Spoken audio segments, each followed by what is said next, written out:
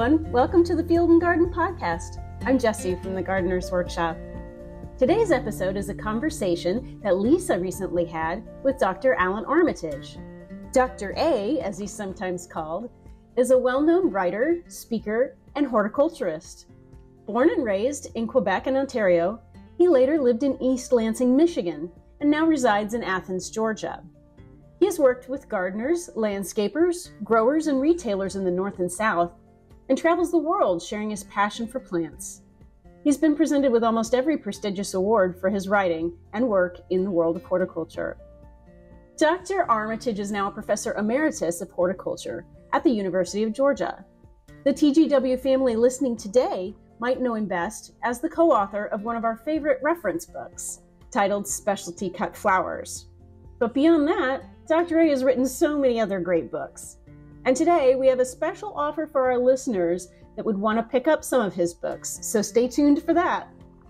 So during this conversation, Lisa and Allan chat about how they met, how he got his start in the industry, and helped form the ASCFG, his writing and teaching career, and his current and future projects. This is a nice conversation, so listen in, and I hope you enjoy.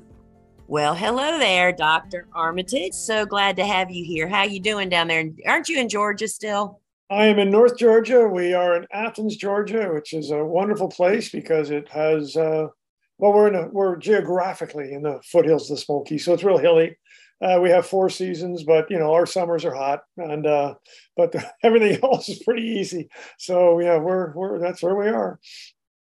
Well, so Jessie, Jessie, who is the producer of our podcast, always kind of gives me some leading questions to ask. And her question was, how did Lisa and Dr. A meet? And you won't remember this, but I distinctly remember it. I think it was the ASCFG conference in Vancouver, because it was my very first conference ever. And you spoke. And I can just remember feeling like finally somebody that has practical plant application information. I was mesmerized by your talk. That's nice. Yeah. And it was really, really awesome. But you want to know what I also remember? You know what story? You're kind of famous for telling stories. You know that. Do you know the story you told? I have become a bit of a storyteller, apparently. So you told us that day about, if I remember this right, that I think you had a son-in-law that actually got into professional ball or something. My son. Your son. Okay. Yeah. I was close. Yeah, I was good. close. So just people love that kind of stuff. So tell us just a tidbit about who he is and what he did. That's just so interesting. It's so much fun. Lisa, this is great. Thank you for having me on. More power to you for doing all this stuff. I guess I'm just too old and lazy to do all the things you do. But that's okay. I just was speaking just yesterday, day before. I do. I can talk, and people love to hear about plants and cut flowers and soils and fertility and all that stuff if they really get crazy. But tell me the facts, I forget. Tell me the story, I remember. And people love stories. So I was telling that story about my son. In fact, the story came out because I do a talk called Tales from the Garden, and all these kind of cool things that happen in the garden. And I have a picture of him when he was, I don't know, I'll say 10, whatever. And he was practicing baseball with me, and he threw a fastball right through my lilies, my beautiful lilies, took the tops right off the darn things. Great fastball. But anyway, so he was so upset. I have a picture of him trying to put the lily back on, with Scotch tape. And then I showed that, his baseball thing worked out, and he became, he played professional ball for a little bit, at least in the farm teams of San Francisco Giants. But it was great. But he remembers that story. Just garden flower thing is so personal to many people, but it's so much fun. Yeah. And I think that's why you and I are still in the game, I mean, that's why we're still here. So you have written so many dadgum books, but I'm going to tell you the 2 that I didn't have to dig. I thought, I should get his books out, right? And have them here. And I will tell you the 2 that I couldn't find, because guess what? They were on the table next to the chair I sit in and work upstairs in my studio. And it's these two guys, if you recognize them. So this is the Specialty Cut Flowers, the second edition. I have the first edition too, by Armitage and Lauschman, and also Armitage's Manual of Annuals, Biennials, and Half-Hardy Perennials. And so I want to ask this question, and if we can simplify this. Okay, please. Because I'm even confused by this. Tell us, what is the difference between an annual, a biennial, and a half-hardy perennial? Or what classifies that? Okay, I'm going to give you the short and the little bit shorter. Okay, again, you talk about simplification, and Lisa, that's all I do is I try to simplify for people. There's 7 books on gardening for dummies, each over 200 pages. Give me a break. Who was self-respecting dummy is going to read a 200-page book? But anyway, having said that, so if we talk, those people in the audience that might be interested, the botanical definition of an annual is a plant that flowers, goes to seed, and dies in one season. We don't grow any of those. We call an annual because it doesn't get through the winter or the summer. But if you put it in a greenhouse, it'll probably live for 100 years. So an annual, by definition, botanically, we don't even do, but definition horticulturally, that's a plant that doesn't tolerate whatever the weather is in your area. It dies. Half-hardy is one, a good half-hardy, or I call them sometimes temperennials, is that,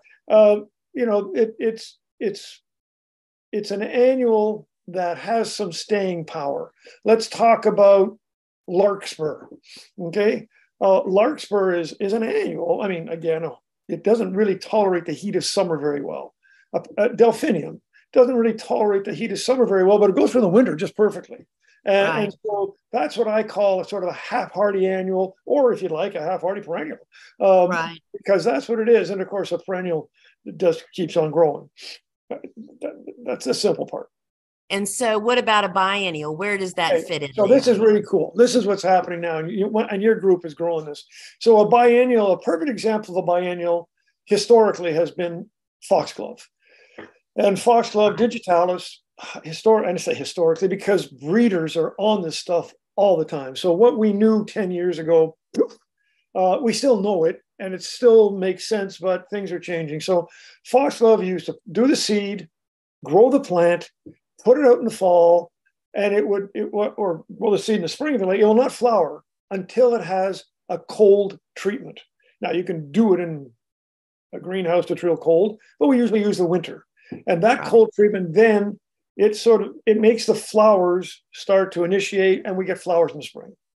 Okay, and then it dies. Okay, because it either doesn't tolerate the heat or that's its life cycle. It's a 2-year plant, but it only flowers 1 year. That's a biennial historically. And there's a few of those, but not a whole lot. Sweet William used to be a biennial, but now the breeders have taken this plant so we can get the seed and we can flower it the first year and second year. But it's still not terribly long lived in many gardens because of its life cycle is genetically programmed. So I asked that because I do appreciate and reference this book that is titled that, Annuals, Biennials, and Half-Hardy. But I will tell you, the Specialty Cut Flower book is pretty packed with good information, because I was just, it always seems to happen. You know how when you're getting ready to talk to somebody, you thought, maybe I'll just kind of look at the book again, right? And I'm looking in the back of the book, and there's things back here I didn't even realize that were information that was additional plants suitable for cut flower production. Stage of harvest. I never knew the stage of harvest was even back here. Yeah. It's good to know. I think as flower farmers, I'll confess, this is not a book I'm just going to sit down and read like a novel. I go to this book when I need an answer, right? And so I never had reason to explore the back of the book. So yeah, I think you would definitely need to do a little gig or something on all the parts and all the, something like that. But there are so many pieces in this book. So yes, I am shamelessly giving him a plug for his book, and it'll be in the show notes below this podcast or video, whatever you happen to be watching. to his website, and he's been gracious enough to give us a promotion code that you get free shipping inside the United States. He'll autograph it for you. But this specialty cut flower book is the book that every serious cut flower grower, and if you're selling, you're serious enough, so you need to have this book. So I know that people all over the world listen to our podcast. And I know you can't do this, but I'm going to ask you anyway. So if we had to offer up one kind of general tip that you give to people, cut flower growers, I mean, we have gardeners that listen too, but the lion's share is cut flower growers. If you had a tip to give them about growing, what would that tip be, do you think? Okay. I'm just going to backtrack just a tiny bit. And thank you for talking about the book. It has been the Bible of cut flowers, and it's not brand new, but people are just still discovering it. And Lisa, partly because of you, certainly partly because of you, there's so many people now that are excited about growing cut flowers, be it a lifestyle, be it a financially, lucrative thing, right. Whatever. They are excited. And certainly I have hopefully tried to do a little of that inspiration as well. But you mentioned, anybody who's on this, you put the discount code Lisa in order of the book. It's free shipping in the United States, and I ship to all countries. It's unbelievable where I'm shipping this book. And if you're from a different country and you're not sure about it, they'll have the information. You can write me, and usually there's a discount for that country. But anyway, thank you very much.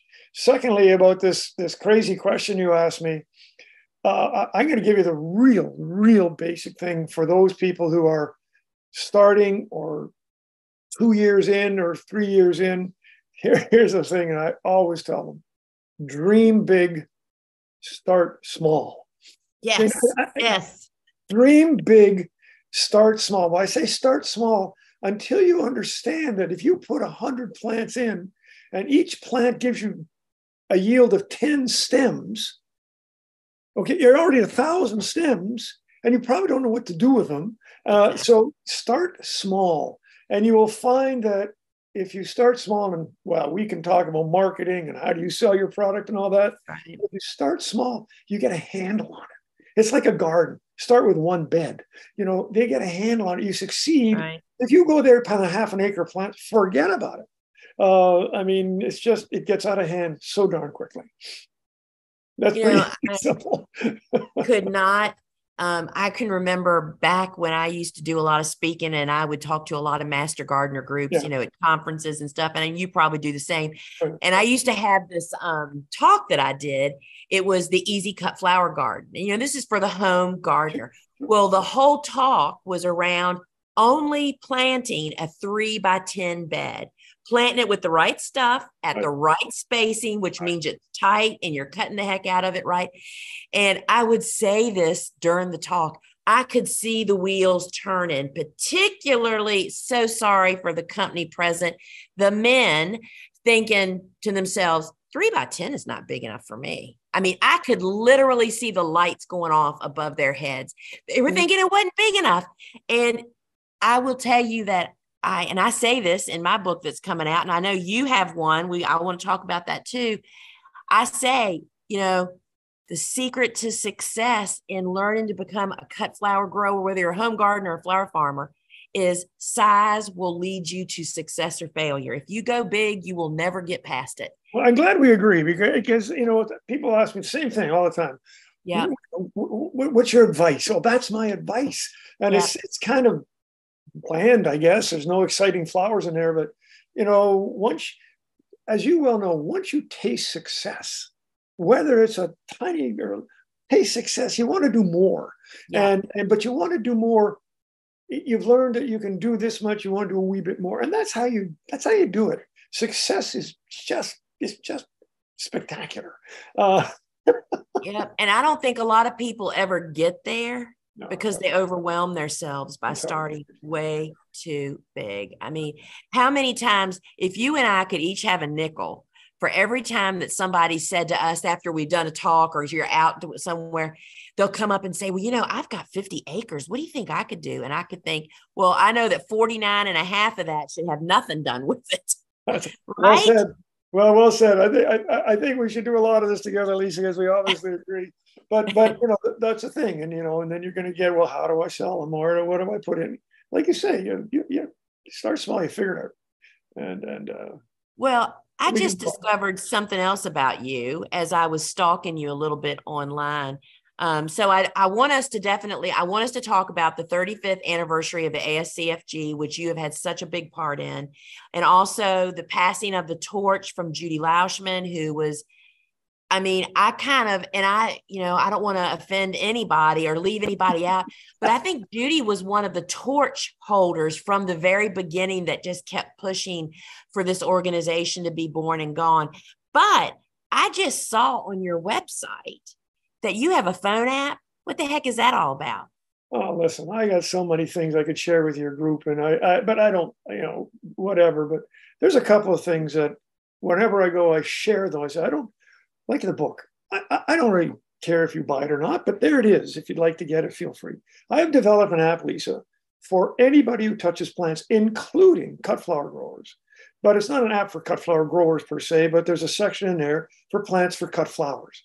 And if you go to the app, it's called Armitage's Great Garden Plants. Okay, it's on iPhones and Apple or all Googles and whoever else's, and it costs a ton of money, as much as a bad burger, $4.99 forever. And if you get on there, I know people love it. It's got every plant in the garden: annuals, perennials, ferns, even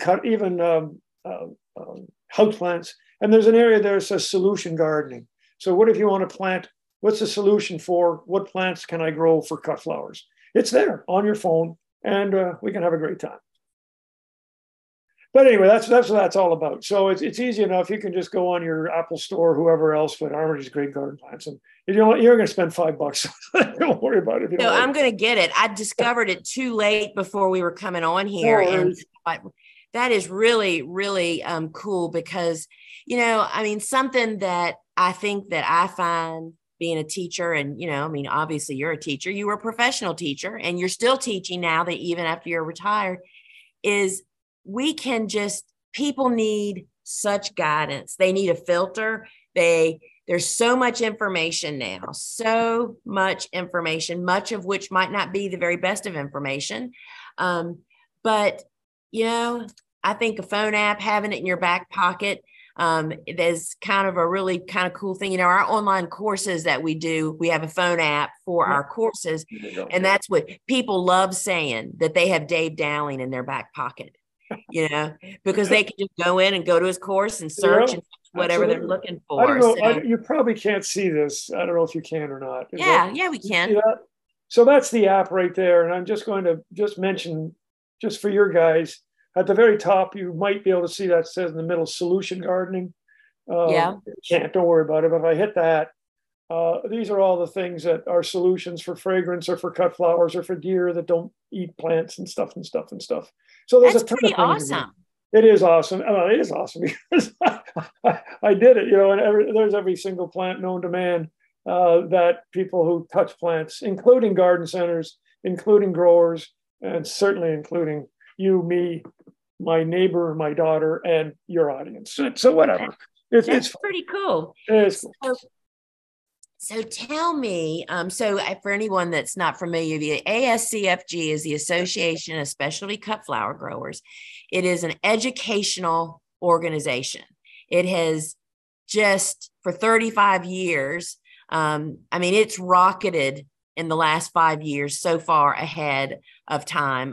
It is really responsible for particularly, I say this all the time, I started flower farming right before there was internet. I know you young people out there can't even imagine that, but I was like, I was reading books, reading magazines.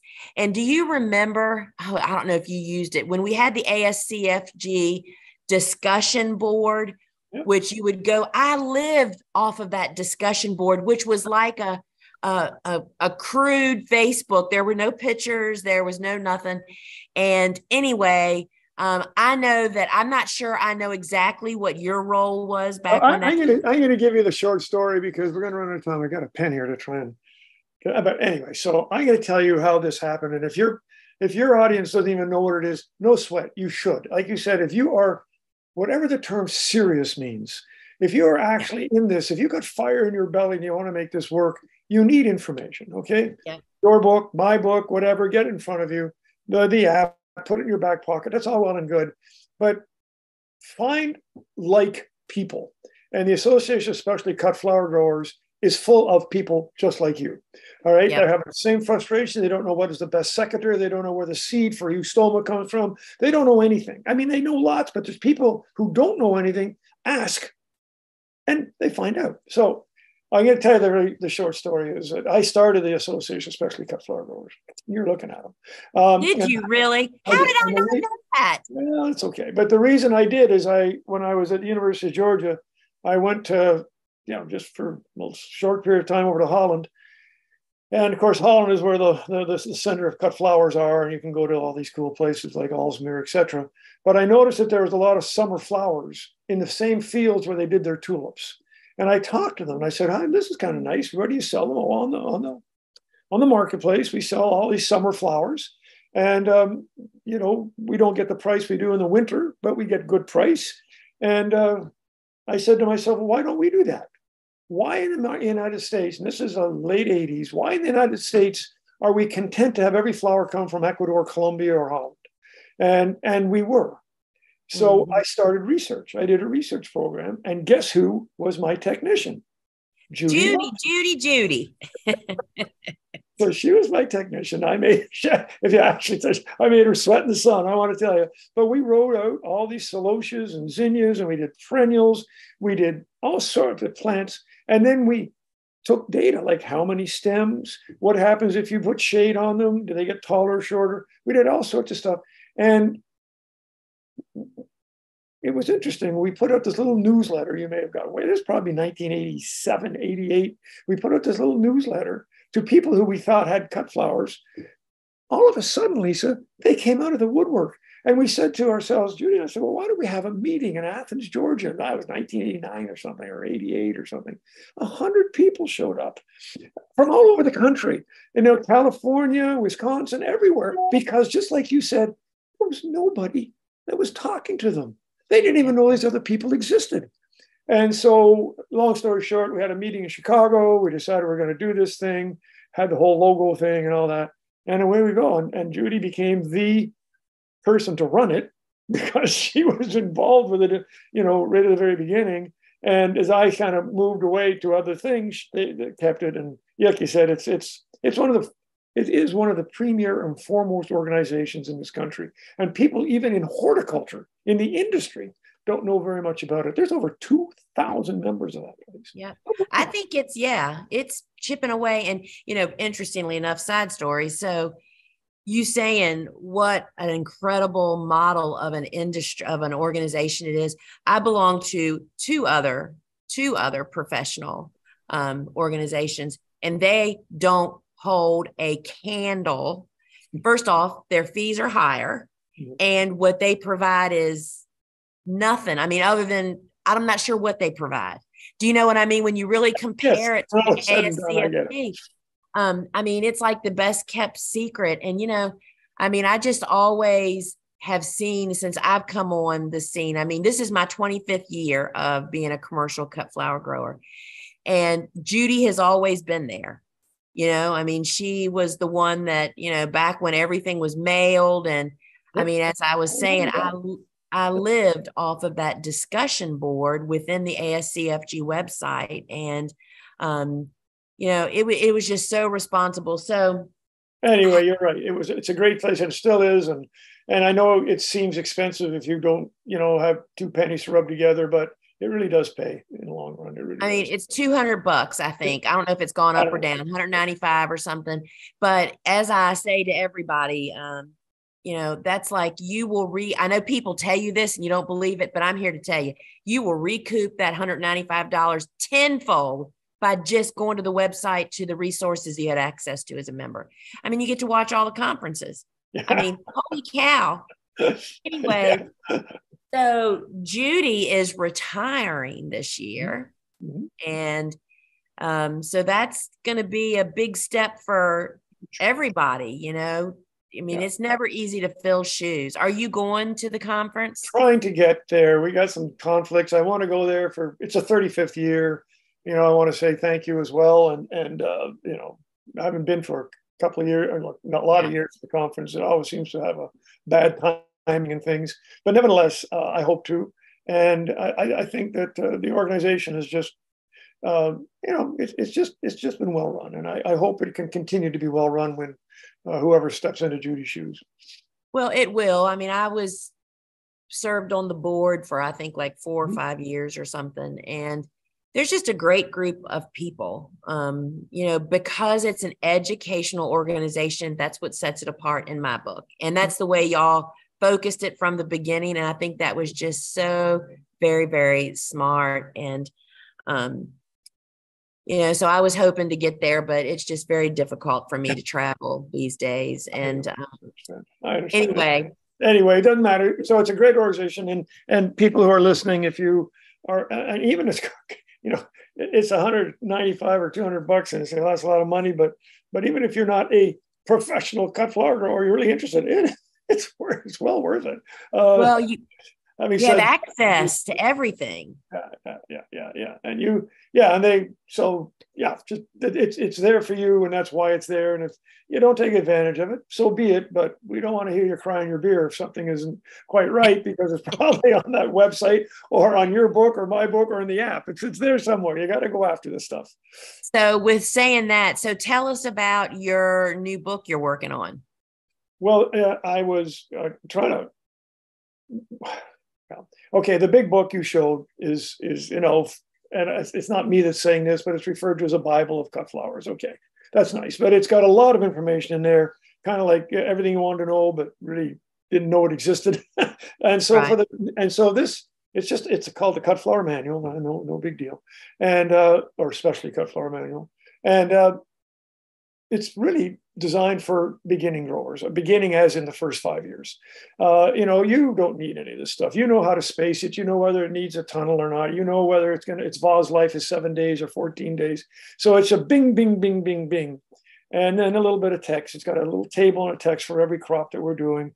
And, you know, it's pretty basic, but it's what I call throw in the back of your pickup truck kind of book. You know, throw it in there and we'll put a decent cover on it. And hopefully it's something you would refer to. But you know, it's just one more thing I hope that would make sense, especially those who aren't quite sure what they're doing. No, that's really great. And so tell us what other kind of things are you up to? I know that you do some walks through your garden on social media. It's unbelievable what's going on in this world. Okay. And I don't want to take up time by just yapping at you, but one thing I learned from COVID was really, really hard on people. It was terrible. People lost loved ones and it was hard. But horticulture did well. I mean, they did gardening. They did very well in COVID because we realized, and I think we always were afraid to say it, but essentially we are essential. Now we're afraid to say it because, you know, the nurses and the guys and putting stuff in the grocery store, they're essential. I get it. My daughters are both in the nursing profession.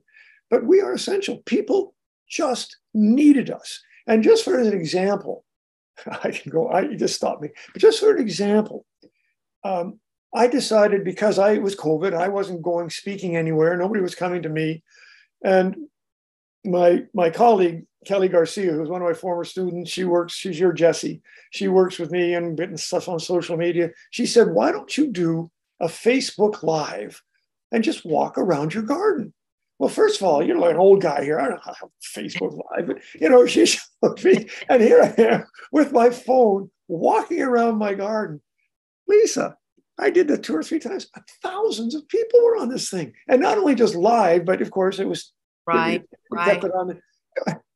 Unbelievable. And, you know, and then I did this Instagram-y things and all that stuff. But the fact is, people have a bit more time, and they do love it. And again, without sounding like a preacher here, one of the other things I realized, and I realized because one of the people who I'd met was really upset about this whole COVID thing. And she said, Dr. A, she says, you know what I miss the most about COVID? And I'm thinking, okay, here goes a dinner's messed up or something. She says, I have nothing to look forward to. Now, I have nothing to look forward to. And I thought about that. Anybody who touches a plant, Lisa, has something to look forward to every single day. If you're a gardener, putting a seed in a greenhouse, we are so blessed because we have something to look forward to. And if we ever forget that, that's what our customers don't give a flip about how we sowed something or how we got it or whatever, but they look forward to our product. I want to tell you. And that's what we got to remember. Anyway, so funny you should say that. You know what I started doing? So when COVID broke, back then, I'm sitting in a 30 by 36 workshop. This is where our warehouse was for our online store. And COVID broke March 19th, I think, of 2020. And I said, okay, I had 3 people that helped me here. I said, y'all go home and let's see what happens here. The boss, will run the show. I'll do it all. I'll do the orders. I'll do everything. Holy cow, Allan. I mean, holy cow. First off, our business quadrupled overnight. Overnight. And I mean, I was so overwhelmed. I was shipping soul blocking kits, lights. I mean, things anyway, it was a struggle. But what I wanted to say was what I started doing, because, I'm a talker. I missed people so much. I missed having my sister here every day. And so I started a Facebook Live I think I started them off doing them Friday afternoons, and it was Meet Me on the Porch. And because we've always planted single stem sunflowers every single week to have production every week, well, my seed sower wasn't here anymore. She's gone home, right?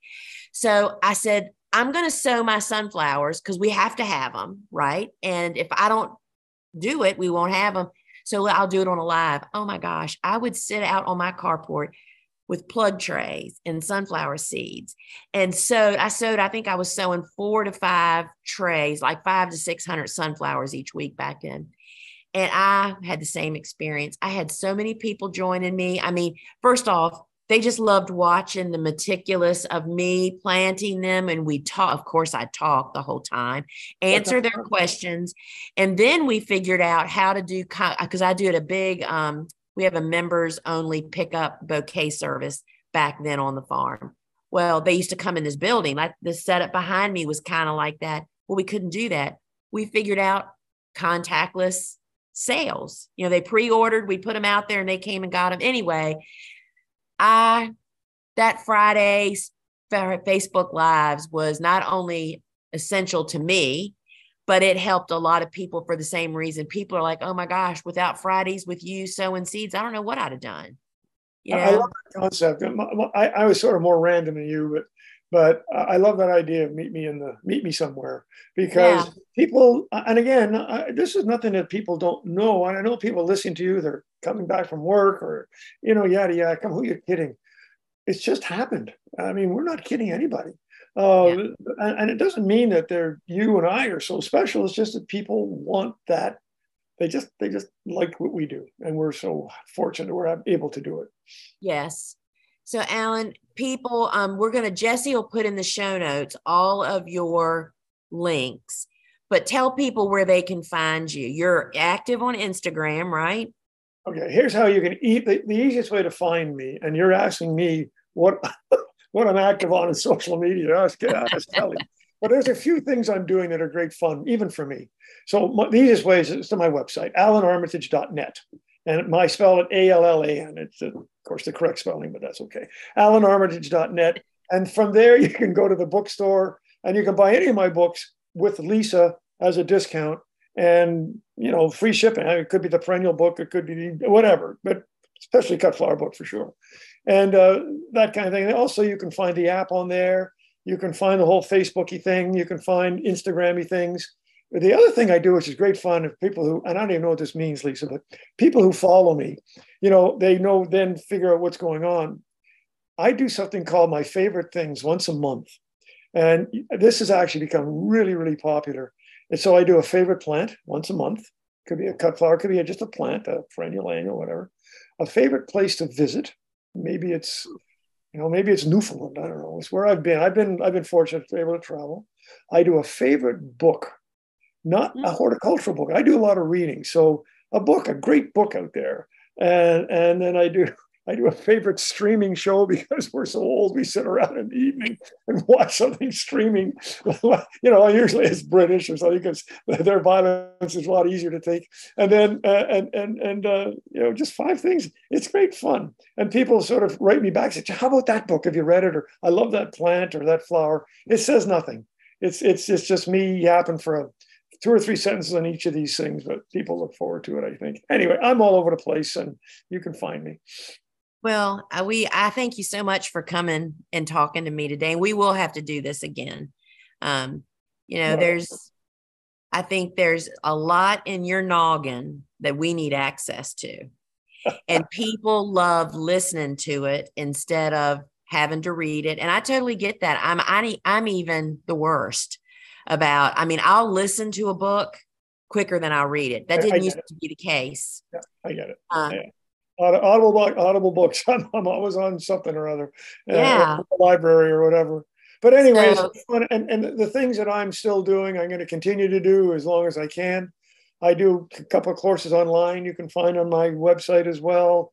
And probably Kelly will be listening to this and she's going to tell me what I did wrong. But the fact is, I'm just doing what I enjoy doing. And if your audience or the people who listen to us enjoy it, that's great. That's just great. That's what it's all about. It is. Well, Dr. A, it's been so good to reconnect again. And let me know if I'll know that I will not make the 35th. So I was going to say, if you happen to go, let me know. Maybe I'll hook you up. We'll hook up somewhere there, but I don't think I'll be there. I go, I'll do a Facebook Live from there anyway. So it'll be fun. That's right. Oh, that would be awesome. That would be awesome. All right. Well, anyway, thank you. Thank you so much. My pleasure. I hope to see everybody on my website, online, or with Lisa. All the best. Ciao, everybody. Okay, welcome back. Isn't Dr. A great? He's got so much knowledge that he continues to share, both with the cut flower community and more broadly in horticulture as well. So I've included some links in the show notes to topics that were mentioned here, including Dr. A's social media and a link to his online bookstore, where U.S. residents can take advantage of our special code, which is LISA, to get free shipping on your book orders. So that's all for today, friends. If you like what you're hearing here on the Field and Garden podcast, we'd love it if you'd tell a friend about us and leave a review for us wherever you get your podcasts. Thank you so much for joining me. I'm Jessie from the Gardener's Workshop, and I hope you have a great day.